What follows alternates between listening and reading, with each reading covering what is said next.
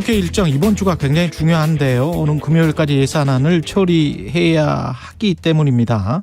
여야 원내대표가 막판 단판에 들어가긴 했습니다만 입장차를 좁히고 협상을 이뤄낼지 이상민 장관 해임안이 이게 변수가 되는 것 같은데요. 더불어민주당 진성준 원내수석 부대표 연결돼 있습니다. 안녕하세요. 네, 안녕하세요. 예. 진성준입니다. 일단 예산안 협상은 어떻게 돼가고 있는지 내용 그 자체에 대한 겁니까? 아니면 다른 정치적인 문제 때문에 그렇습니까? 예, 예산안 자체에 대한 협상을 이어가고 있습니다. 아, 그렇군요. 예. 화요일까지 정책위 의장과 예결위 간사 양당이 참여하는 2+2 회담이 진행이 됐고 거기서 타결되지 않은 최종 쟁점들은 지금 원내대표 간 단판으로 넘어온 상태입니다. 그럼 최대 지금 쟁점이 되고 있는 게 뭐죠?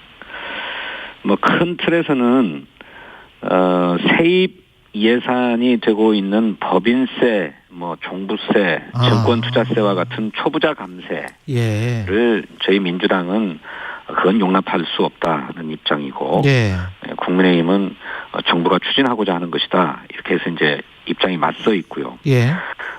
예산안 세출 예산안 중에서는 대통령실 이전 관련 예산과 위법 시행령 통치 예산에 대해서는 삭감해야 된다는 것이 저희 민주당의 입장이고 국민의힘은 또 그렇게 할 수 없다는 것이고요.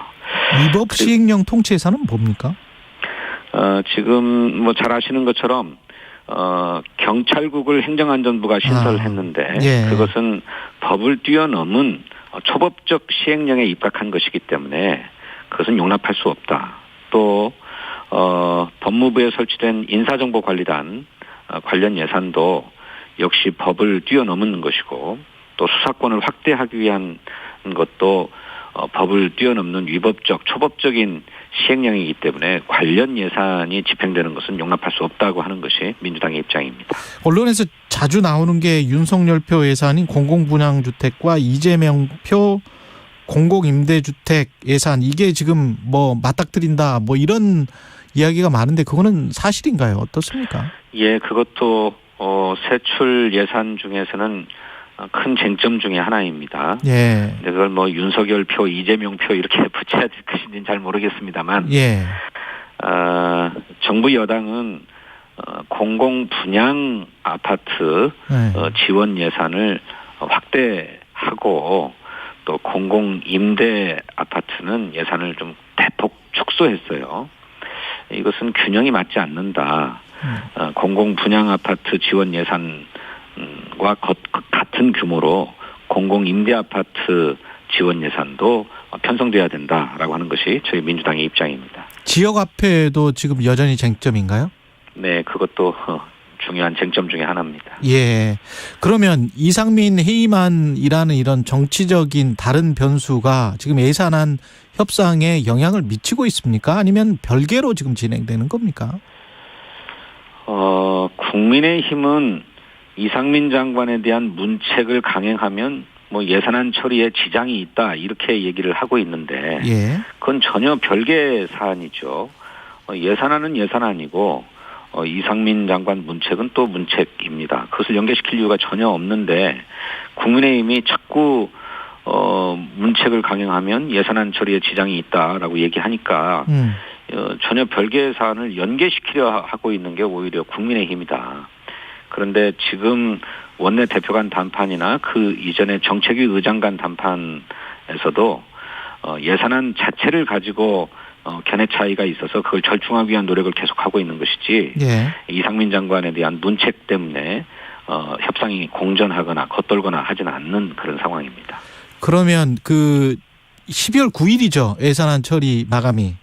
정기국회 마지막 시한이고 원래 예산안 처리의 법적 시점, 헌법 시점은 12월 2일까지입니다. 그것이 이제 지나간 상황이긴 합니다만 정기국회 회기 마지막 날인 12월 9일까지는 처리해야 되겠다라고 하는데 여야 간의 이견은 없습니다. 오늘이 12월 7일이기 때문에 만약 오늘이나 내일 예산안이 처리가 되고 그러면 해임안도 처리가 되나요? 어떻게 생각을 하세요? 민주당은 7, 8, 9의 어떤 기간, 일정? 네. 해임 건의안이 됐든 탄핵 소추안이 됐든 12월 9일까지 정기국회 중에 이상민 장관에 대한 문책을 완결짓겠다는 것이 저희 민주당의 방침입니다. 해임안이 됐든 탄핵 소추안이 됐든 아직 결정이 안 됐어요, 민주당은? 원내 지도부는 당초에 예. 단계적 문책 방안을 가지고 있었습니다. 예. 국회에서 해임 건의안을 처리해서 대통령의 결단을 촉구하되 그것을 대통령이 수용하면 좋지만 거부했을 경우에는 다른 수단이 없기 때문에 2단계로 탄핵소추안을 처리한다는 계획이었습니다. 근데 잘 아시는 것처럼 지난 12월 1일, 2일 예정되어 있던 본회의가 무산되면서 해임 건의안이 처리되지 못했죠. 상황 변화가 있긴 합니다만 단계적 문책론은 여전히 유효한 그런 상황입니다. 근데 그런 상황 변경을 감안해서 어떻게 할 것인지 하는 문제는 오늘 오후 의원총회에서 의원들의 총의를 모아서 결정할 생각입니다. 어느 쪽 의견이 더 많은 것 같습니까? 의원님 보시기에는. 양론이 팽팽합니다. 예. 사실 일장일단이 있지요. 예. 해임 건의안은 법적인 구속력이 없다. 그래서 그 대통령이 거부할 경우에 무용한 게 아니냐는 그런 우려가 있고요. 예. 또 한편 탄핵소추안은 국회에서 탄핵소추안이 의결됨과 동시에 행정안전부 장관의 직무가 정지되긴 합니다만 최종적인 판단은 헌법재판소로 넘어가기 때문에 그런 생각과 달리 헌법재판소에서 탄핵소추안이 기각될 경우에는 당에 미치는 영향이 있지 않겠는가라고 하는 이런 우려가 또 한편에 있습니다.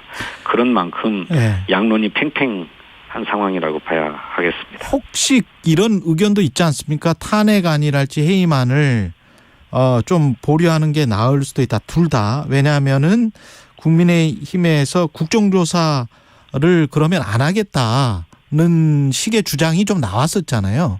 해임안을 이렇게 이 시점에 하는 거는 이거는 부당하다. 국민의 입장에서는 계속 이제 그렇게 주장을 하고 있으니까 지금은 하지 않고 일단 예산안 처리하고 국정조사에 전념하자 이런 의견들은 없습니까? 일각에서 그런 주장을 하시는 분도 있지요. 예. 그렇지만 행정안전부 장관이 재난안전관리의 총책임자인 만큼 이태원 참사에 대한 정치적 또는 행정적 책임을 져야 한다라고 하는 그런 의견이 여론은 이미 한 달도 넘은 상황입니다. 예. 그런데 지금까지 계속해서 수사를 지켜보고 나서 판단하자라는 식으로 이상민 장관에 대한 책임을 미뤄놓고 있는 상황 아닙니까? 예. 더는 미루기 어렵다라고 하는 것이고요. 또 이상민 장관이 경찰과 행정안전부를 지휘하는 책임자인데 주로 경찰이나 또 소방이나 이렇게 그 재난안전 대책의 주무부처를 상대로 국정조사가 진행될 예정인데 그거를 최종적으로 지휘하고 책임지고 있는 이상민 장관이 자리를 유지하고 있는 이상 객관적인 진실 규명에 제대로 협조할 것인가? 라고 하는 데 대한 의문이 있습니다. 예. 따라서 행정안전부 장관에 대해서 일단 문책하고 그러고 나서 국정조사에 들어가는 것이 순서다. 저희들은 그렇게 보고 있는데 국민의힘은 이런 문책을 미루고 또 이상민 행정안전부 장관에 대해서 문책하면 국정조사를 할 수 없다까지 얘기를 하니 도대체 이태원 참사의 진실을 밝히려는 의지가 있는 것인지 알 수 없습니다. 박영선 전 중기부 장관이 이재명 대표 취임 100일 즈음해서 비전을 제시하지 못하고 있다. 당대표가 공천권을 내려놓고 투명한 공정성을 확보해야 된다. 공천권 이야기를 했어요. 한 1년 그게 반쯤 남았는데. 비전하고 무슨 예. 관계가 있는지 잘 모르겠습니다. 예. 이재명 대표가 이제 취임 100일에 조금 지났는데 검찰의 정치 탄압 또 이런 표적 수사에도 불구하고 당을 안정적으로 운영해 왔다고 생각합니다. 예. 특히 야당에 대한 그런 전면적인 탄압에도 불구하고 그에 맞서 싸우기보다 오히려 민생을 더 챙기겠다, 또 국정을 정상화하는데 더 주력하겠다 해서 유능한 민생 정당을 표방하고 그렇게 의연하게 대표직을 수행해 왔다고 생각합니다. 그런데 난데없이 공천권 얘기가 왜 나오는 것인지 그건 좀 이해하기 어렵습니다. 분당 이야기 혹시 이제 그 이재명 대표의 어떤 가정 하에서 뭐 그런 이야기가 언론이나 야권 아주 일부에서 나오고 있는 것 같은데 어떻게 보십니까, 의원님은? 이재명 대표의 수사 상황이 어떻게 발전할지는 뭐 사실 객관적으로야 모르는 일이죠. 예. 그런데 분명한 것은 이 이재명 대표를 겨냥한 표적 수사가 너무나 집요하게 계속되고 있다고 하는 것입니다. 성남시장 시절부터 계속해서 똑같은 사안으로 수사가 계속되어 왔는데 지금까지도 이 수사를 벌이고 있는 거거든요. 그런데 이 오랜 수사에도 불구하고 이재명 대표의 직접적 관련성이나 뭐나 이런 것은 전혀 나온 바가 없습니다. 그런데 측근들까지 다 구속시키고